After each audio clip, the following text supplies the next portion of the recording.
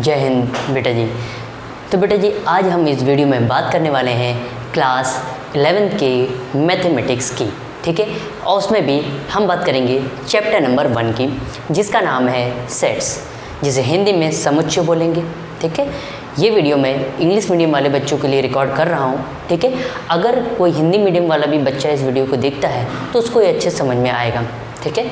आइए ध्यान से देखिएगा बेटा। सबसे पहले सेट्स होता क्या है? सेट्स यानी SETS, सबसे पहला चैप्टर है आपका सेट्स, SETS, सेट्स। अगर आप सेट्स में से S को अलग कर दीजिए तो क्या हो जाता है? सेट। क्या बन जाता है बच्चा? सेट, ठीक। सेट क्या होता है? सबसे पहले सेट्स को जानने के लिए सेट को जानिए। आप मार्केट जाते होंगे, ठीक है, कोई भी मार्केट जाते हों, चाहे विष्णुपुरी मार्केट जाएं, ठीक है, चाहे कंपनी बाग जाएं, चाहे कलेक्टरगंज जाएं, चाहे कोई भी गंज जाएं, ठीक, कोई भी गंज जाएं, ठीक। तो आप मार्केट जाते हैं, XYZ कोई भी मार्केट गए, किसी बाज़ार गए, ठीक। अब वहाँ पे जाने के बाद आपने ठेले पे लगे देखा कि चाय, जिस कप में चाय चीनी मिट्टी वाले कप होते हैं वो लिया। अब वहाँ ये तो नहीं कहोगे भैया कि भैया हमें ये एक दे दो, ठीक है, एक कप कितने का है, एक कप दे दो, नहीं कहोगे ना कि भैया ये कप का सेट कितने का है, ये कप का सेट कितने का है, ये बोलते हो मार्केट में जाकर। तो आपको दुकानदार कप दिखा देता है, ठेले वाला कप का सेट का प्राइस बता देता है।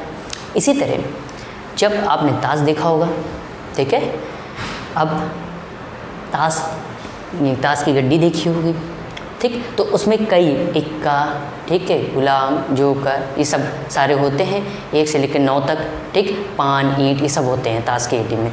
अब कहोगे भैया क्या ताश खेलना सिखा रहे हो? नहीं बेटा, ताश नहीं खेलने सिखा रहे, ये आपको समुच्चय यानी सेट्स की इन्फॉर्मेशन दे रहे बच्चा, ठीक। तो उसमें क्या होता है, कार्ड जो होते हैं, कार्ड्स यानी आपकी प्लेइंग कार्ड्स, जिसे हम लोग बोलते हैं ताश की गड्डी, उसमें कई सारे होते हैं, वो क्या हो गया? सेट्स, ठीक है। अब मान लीजिए इंडियन क्रिकेट टीम, ठीक है, भारतीय बल्लेबाज खिलाड़ी जो होते हैं वो कोई एक तो होता नहीं है, पूरी टीम होती है, तो वो क्या हो गया? सेट्स हो गया, ठीक है। इस तरीके से, इसी तरह ये तो हो गए उदाहरण जो हमारे आसपास, एग्जाम्पल हो गए जो हमारे आसपास होते हैं, ठीक। अब हम देते हैं हमको एग्जाम्पल अपने नंबर से रिलेटेड, अपने मैथमेटिक्स के नंबर से रिलेटेड। जैसे मान लीजिए अभी मैं डेफिनेशन पर नहीं आ रहा हूँ, अभी मैं केवल आपको बता रहा हूँ नंबर्स के बारे में, ठीक है। अब नंबर्स के बारे में बताते हैं, नंबर्स के बारे में जान लीजिए सेट्स कैसे जानते हैं। जैसे मान लीजिए मैंने बोला right the natural number less than 10, less than बोला है, लेस देन 10 मतलब 10 से सभी छोटे नेचुरल नंबर को लिखिए। तो आप क्या बताएंगे? 1 2 3 4 5 6 7 8 9, क्योंकि लेस देन बोला है, ठीक। तो 10 से सभी छोटे नेचुरल नंबर क्या हो गए आपके? 1 से लेकर 9 तक, ये क्या हो गया? नेचुरल नंबर, ठीक। ये सब, ये अब नेचुरल नंबर 1 से 9 तक हो गया, ये इसका क्या हो गया? सेट हो गया, समुच्चय हो गया, ठीक। इसी तरह मैंने बोला फाइंड द या right the numbers between 2 and 11, ठीक। तो आप क्या करेंगे? 3 4 5 6 7 8 9 10, ये सारे नंबर लिख लेंगे, ठीक है। तो 2 से लेकर 11 तक के बीच के आपने सारे नंबर लिख दिए, और ये जो बीच के सारे नंबर है वो क्या हो गया? सेट्स हो गया, ठीक है, ये नंबरों का सेट हो गया। उम्मीद करता हूँ अच्छे समझ में आ रहा होगा सेट आपको, ठीक। अब आगे की ओर बढ़ते हैं। अब डेफिनेशन देखते हैं सेट की, क्या डेफिनेशन क्या होती है सेट की, ठीक है। तो बेटा जी आपको उम्मीद करता हूँ इससे पहले सेट्स के बारे में जो इन्फॉर्मेशन दी वो आपको अच्छे समझ में आ गई होगी, ठीक है बेटा जी। तो आइए अब हम बात करते हैं सेट की डेफिनेशन की, ठीक है। क्या कहता है? A set is a well defined distinct objects, distinct मतलब अलग अलग objects, is called an set, ठीक है। अब आइए वेल डिफाइंड का मतलब क्या है, इसको बेटा जी नोट करके लिख लीजिएगा कि यहाँ पर वेल डिफाइंड का मतलब क्या है।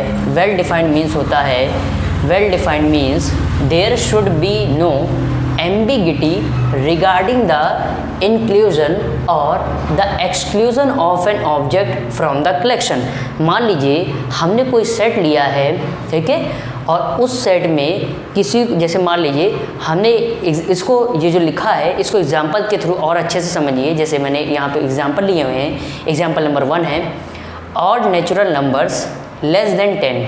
अगर हम इस एग्जाम्पल, अब यहाँ पे हमें ये बताना है कौन सा सेट है और कौन सा सेट नहीं है। तो देखिए बेटा जी, जब सेट 2 लोग 2 पर्सन है, ठीक है, जैसे ऑड नेचुरल नंबर्स, सॉरी यहाँ पे क्वेश्चन बदल दीजिए,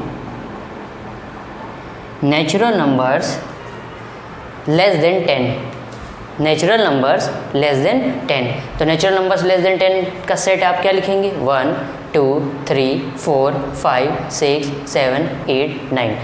10 से सभी छोटे नेचुरल नंबर कौन कौन से होंगे बच्चा? 1 2 3 4 5 6 7 8 9। ठीक, अब ये बताइए, आपने नेचुरल नंबर्स लेस देन 10 आपने यही लिखा। अब आपको कोई मित्र है, आपका कोई दोस्त है, वो भी तो यही लिखेगा।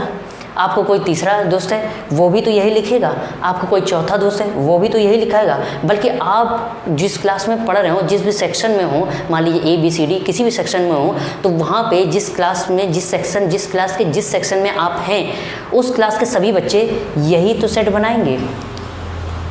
नेचुरल नंबर्स लेस देन 10 का सेट यही तो बनाएंगे। 1 2 3 4 5 6 7 8 9।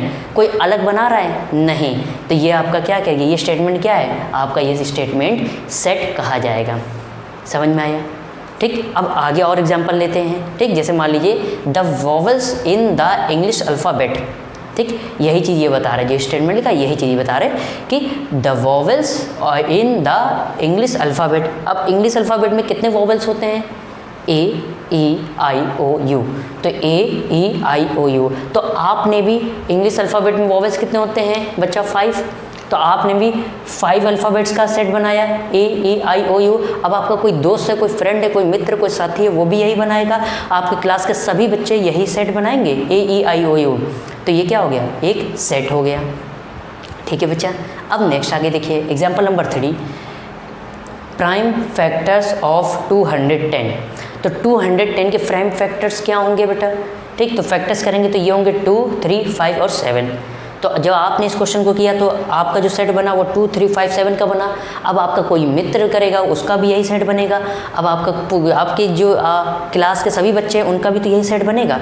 यानी कि आपका और मतलब सभी बच्चों का यही सेट बनना है। तो ये अब प्रॉपर सभी का आंसर क्या है? एक ही है, अलग अलग नहीं है। तो वो क्या हो गया? आपका सेट हो गया। ठीक है बच्चा, समझ में आ गया? अब आइए, अब सेट ना हो ऐसा कोई एग्जाम्पल है? जी हाँ, बिल्कुल 2 एग्जाम्पल ऐसे लिए हैं जिसमें सेट ना हो।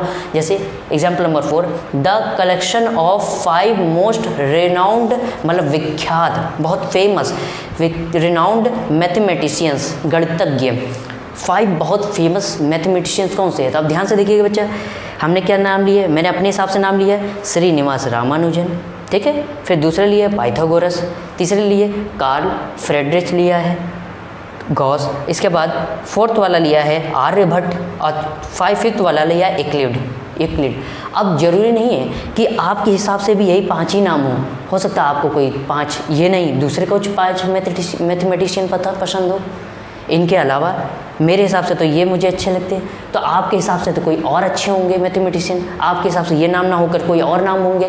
तो यहाँ पे किसी, अब मान लीजिए आपने, मेरा ये हो गया, ठीक है, अब आपने कुछ और बनाया, कोई 5 नाम दूसरे लिखे, आपके मित्र ने 5 नाम दूसरे लिखे, आपके पूरे क्लास के बच्चे ने अलग अलग 5 नाम लिखे, तो वहाँ किसी का सेट क्या मैच हो रहा है? नहीं हो रहा है। इसलिए ये क्या कहेगा? ये सेट आपका नहीं कहलाएगा। समझ में आ गया बच्चा? अब यहाँ पे देखिए क्वेश्चन नंबर 5 देखिए बेटा जी, क्या कहता है? The collection of 3 most renowned Indian scientist.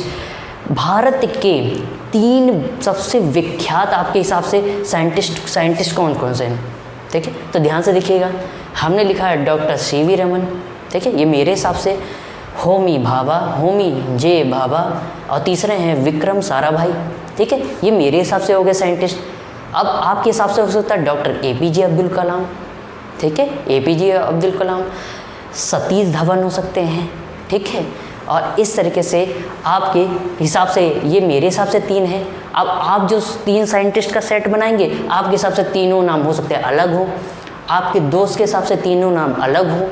ठीक है, और आपके क्लास के सभी बच्चों के हिसाब से 3 नाम अलग हो। तो क्या ये सेट मैच कर रहा है? मिल रहा है एक दूसरे से? नहीं, इसलिए क्या है, ये सेट आपका नहीं, सेट नहीं कहलाता है। ठीक है, आगे बस हम कि सेट के आइडेंटिफाई कैसे करते हैं कि कौन सा जो ये सेट, कौन सा सेट है और कौन सा सेट नहीं है। उम्मीद करता हूँ आपको अच्छे समझ में आया होगा। समझ में आया हो तो अपनी कॉपी में नोट करने के लिए स्क्रीनशॉट ले लीजिए बच्चा, फिर आगे इसके बात करते हैं। ठीक है, स्क्रीनशॉट ले लीजिए।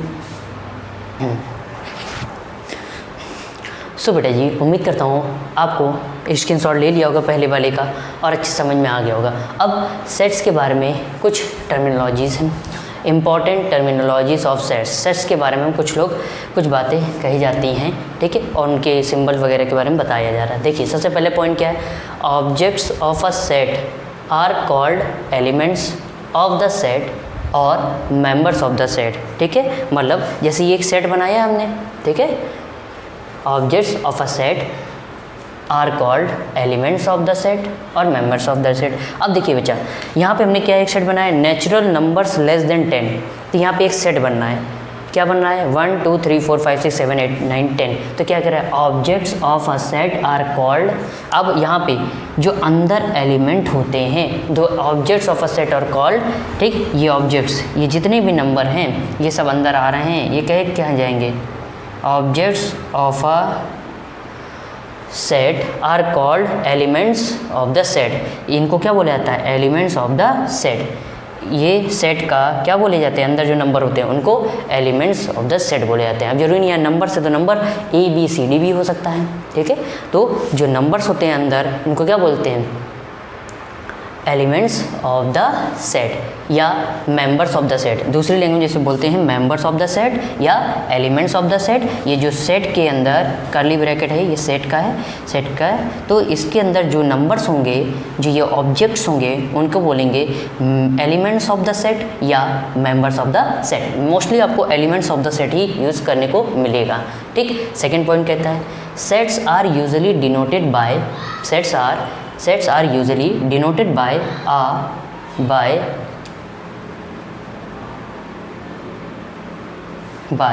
Capital letters. अब जैसे मान लीजिए हमने यहाँ सेट बनाया है और यहाँ एक सेट बनाया, इसको मान लीजिए कोई नाम दे देते हैं, ये एक सेट है। ठीक है, ये पूरा जो ये सेट है इसको ए से डिनोट, तो जो sets are usually denoted by capital letters, तो इस ये पूरे सेट को हम लोग इस कैपिटल लेटर से डिनोट किया जाता है सेट्स को।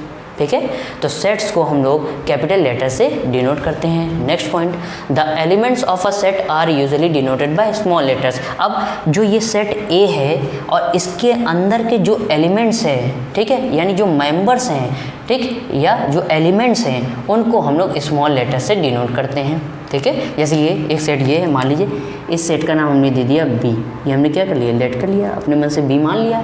ठीक, ये एक सेट है बी, तो ये कैपिटल लेटर से दिखाएंगे सेट को, और जो इसके अंदर के सेट के अंदर जो एलिमेंट्स हैं, जो मेंबर्स हैं बच्चा, उनको हम लोग स्मॉल लेटर से दिखाया जाता है। जैसे A, E, I, O, U, ये देखिए स्मॉल लेटर्स में है, इसलिए जो सेट के अंदर एलिमेंट्स होते हैं उनको हम लोग स्मॉल लेटर से दिखाते हैं। ठीक है बच्चा, अब फोर्थ पॉइंट क्या कहता है, if x is a set, वही हमने कहा, जैसे यहाँ एक B सेट हो गया, यहाँ x is a set and A is a member of x। मतलब अगर x एक कोई सेट लिया है, ये जैसे मान लीजिए B एक सेट लिया है हमने, और A is a member of x या एलिमेंट ऑफ x, और ये जो A, हैं, ये इस सेट B के क्या हैं, एलिमेंट्स हैं, यानी मेंबर्स हैं। ठीक, then we write A is belongs to x। ठीक, तो हम क्या कहेंगे कि A is belongs to x, या A is a member of x, या A is a element of x। तीन लैंग्वेज में से कहा जा सकता है कि जो A नंबर है, जैसे हमने मान लीजिए यहाँ पे लिया, जो B है, B एक सेट ले लिया है, अब आपसे कहा जा रहा है कि A इसके अंदर आ रहा है, तो आप क्या कहोगे, A is belongs to x, या A is a element of x, या A is a member of x। ठीक, ये साइन जो होता है इसको बोलते हैं बिलोंग्स टू।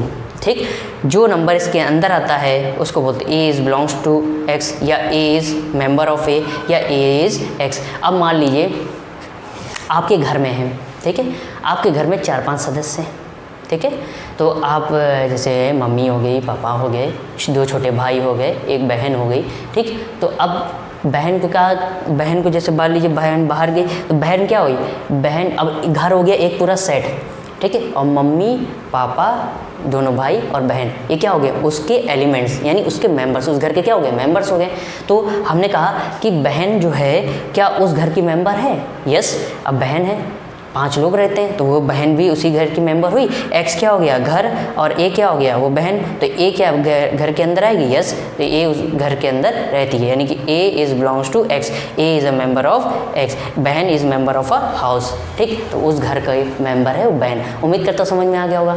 अब फिफ्थ वाला पॉइंट क्या है, if x is a set, अगर एक्स कोई एक सेट लिया है and A is not a members of x then we write, ठीक। तो हम इसे कैसे लिखते हैं, जैसे मान लीजिए तब इसे हम A does not belongs to, ये किसका साइन है, does not belongs to x, ठीक।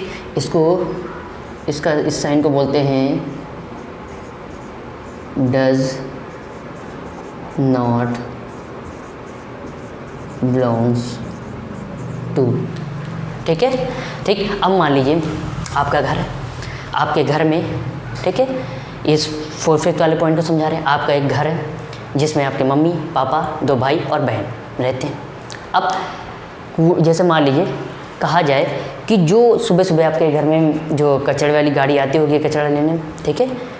अब मान लीजिए दूध देने आता हो घर पे आपके, ठीक है, तो दूध जो देने आते हैं, ठीक, वो क्या उस घर के मेंबर्स होते हैं, नहीं। उस घर में रहते हैं, नहीं, वो तो भाई बाहर का मेंबर है, ठीक। वो बाहर से दूध देने आते हैं, ठीक, तो घर के तो मेंबर नहीं हुए। तो हम क्या कहेंगे, A does not belongs to X, मतलब ए जो है वो जो दूध वाले भैया है वो उस घर के अंदर नहीं, घर के मेंबर नहीं है, उस घर में नहीं रहते। तो इसको इस तरह के दिखाया जाता है, A does not belongs to X, या A is not a member of X, या A is not element of X, ठीक है।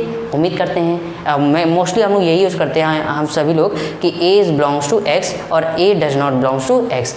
ए बहन आती है घर के अंदर और दूध वाले भैया घर के अंदर नहीं आते हैं, घर के मेंबर नहीं है। बहन घर की मेंबर है, दूध वाले भैया घर के मेंबर नहीं है। उम्मीद करता हूँ आपको जितना आज इस वीडियो में बताया वो आपको अच्छे से समझ में आ गया होगा, ठीक। तो अपनी कॉपी में नोट करने के लिए थोड़ा साइड हो जा रहा हूँ, स्क्रीनशॉट ले लीजिए, नोट्स प्रॉपर वे से बना लीजिए। ये नोट्स मैं केवल आपको प्रोवाइड कर रहा हूँ आपके स्कूल के पर्पज़ से नहीं, आपका इससे स्कूल का एग्ज़ाम तो क्लियर होगा ही होगा, अच्छे मार्क्स भी मिलेंगे मैथ्स में, बल्कि ये आपकी जो प्रॉपर वीडियो में कंपटीशन के पर्पज़ से भी बना रहा हूँ, ठीक है। तो उम्मीद करता हूँ आपको समझ में आ गया होगा। तो अपनी कॉपी में नोट करने के लिए स्क्रीनशॉट ले लीजिए, तो वीडियो को पॉज करके रोक के ये नोट कर लीजिएगा या स्क्रीनशॉट ले लीजिएगा। Thank you so much for watching this video, please like subscribe and share. मुलाकात होगी अगले वीडियो में, इसी टॉपिक के आगे और इंटरेस्टिंग बात करेंगे और मज़ेदार ट्रिक का भी यूज़ करेंगे। जय हिंद।